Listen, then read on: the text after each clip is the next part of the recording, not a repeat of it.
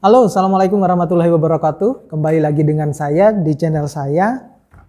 Nah, mungkin dari kebanyakan mahasiswa itu merasa bahwa kenapa chatnya tidak langsung dijawab oleh dosen. Nah, pada video kali ini saya akan mencoba menjabarkan beberapa alasan kenapa dosen itu tidak langsung menjawab chatnya mahasiswa. Baik itu mungkin chat untuk berkaitan dengan tugas ataupun berkaitan dengan skripsinya. Yang pertama adalah saudara atau mahasiswa itu lupa untuk menyampaikan sapaan yang sopan. Misalnya dimulai dengan selamat pagi ataupun assalamualaikum.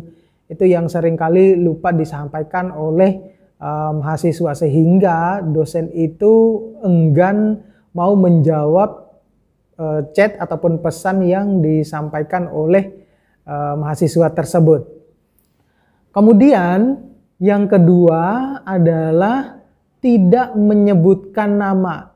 Ini sepele sekali, tetapi kita sebagai dosen ataupun pengajar-pengajar yang lain itu kan tidak bisa menghafal atau mengingat semua mahasiswanya. Sehingga penting bagi saudara untuk awal-awal itu juga setelah saudara menyampaikan sapaan yang sopan, Anda juga menyebutkan nama, kemudian dari angkatan berapa, prodinya apa, itu penting sekali. Kemudian yang ketiga adalah dia tidak menyampaikan maksud dan tujuan melalui chat tersebut. Jadi mungkin semestinya yang baik itu kan to the point, ya, tidak bertele-tele. Nah, itu yang chat yang baik, karena kadang dosen itu kan bisa dikatakan super sibuk, ya, super sibuk, sehingga dia untuk mau menjawab chat yang tidak penting itu enggan untuk menjawabnya secara langsung, apalagi kalau sudah lupa dengan chat tersebut.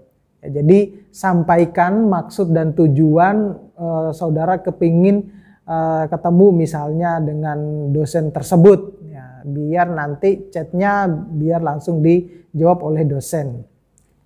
Kemudian langkah selanjutnya, kenapa dosen itu enggan mau menjawab chat secara langsung itu, yang keempat itu karena banyak menggunakan singkatan. Ya, jadi kadang dosen itu kan kita ada yang dosen yang sudah senior, yang masih muda. Mungkin kalau ketemu yang muda-muda itu singkatan-singkatan itu masih bisa dipahami, tetapi sebenarnya itu tidak baik, tidak sopan ketika saudara chat kepada dosen. Sebaiknya menggunakan bahasa yang lengkap. Nah, kalau misalnya ketemu sama dosen yang senior, ya sudah pasti mereka tidak akan membalas chat tersebut, ya. Apalagi kalau ketemu sama yang lebih, mohon maaf, yang lebih tua, ya itu tentunya harus lebih sopan.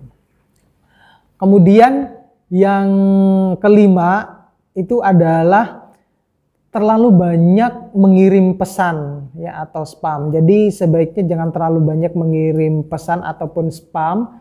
Diusahakan bisa membuat pesan yang lebih singkat, kemudian langsung kepada inti pokoknya. Kenapa saudara ingin ketemu dengan dosen tersebut, ya. Kemudian yang berikutnya, yang keenam, ini mungkin dianggap sepele tapi ini akan menjadi pembelajaran buat saudara. Yang keenam itu, saudara mungkin lamban dalam merespon tugas yang diberikan oleh dosen. Nah, Anda bisa mengintrospeksi diri saudara, apakah ketika saudara itu diberikan tugas, responnya sangat cepat atau lamban. Kalau sangat lamban, nah otomatis dosen itu akan berpikiran bahwa lagi-lagi mahasiswa ini, lagi-lagi mahasiswa ini. Nah itu, kalau saudara anggaplah bahwa saudara itu tidak seperti orang penting gitu, ya. Jadi nanti aja deh baru direspon misalnya tugas dari dosen.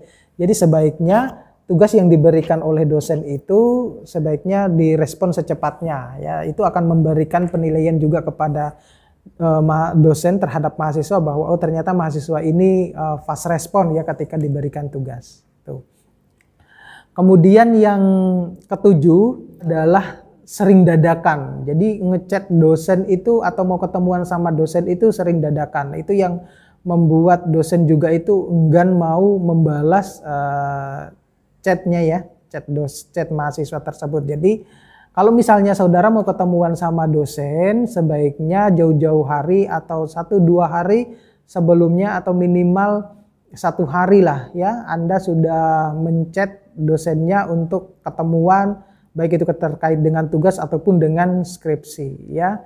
Jangan tiba-tiba minta ketemuan tanpa ada janjian sebelumnya, itu tidak bagus. Ataupun minta dikoreksi skripsinya, tugasnya padahal deadline-nya sudah besok. Nah itu juga dosen enggan lah yang mau ketemuan sama mahasiswa semacam itu. Ya. Kemudian yang ke-8, mungkin pesannya tidak dianggap penting ya bagi dosen dan itu dianggap penting hanya untuk pihak mahasiswanya.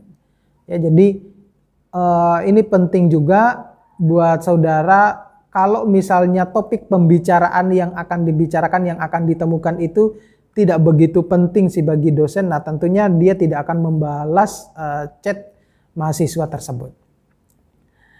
Yang ke-9 itu adalah kadang dosen ya, kadang dosen itu ingin menguji kesabaran mahasiswa, tetapi tergantung dari dosen-dosennya ya, tidak semua dosen ya. Ada juga yang berpikir bahwa sejauh mana sih sebenarnya kesabaran mahasiswa ini. Nah, ada kadang dosen yang semacam itu ya. Kemudian yang terakhir itu adalah mahasiswa seringkali lupa waktu untuk mengechat dosennya. Jadi kadang jam yang sudah dianggap jam istirahat, mahasiswa seringkali ngechat dosen. Ataupun sudah jam kerja lewat, mahasiswa lagi ngechat dosen. Itu tidak baik ya. Jadi ada kalanya juga kita harus memperhatikan privasi masing-masing dosen. Nah ini saya dapatkan informasi ini dari berbagai macam masukan oleh dosen.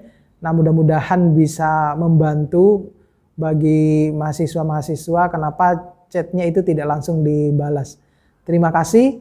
Nanti sampai ketemu pada tips berikutnya yang berkaitan dengan dunia mahasiswa ataupun zona mahasiswa. Saya Iri, assalamualaikum warahmatullahi wabarakatuh.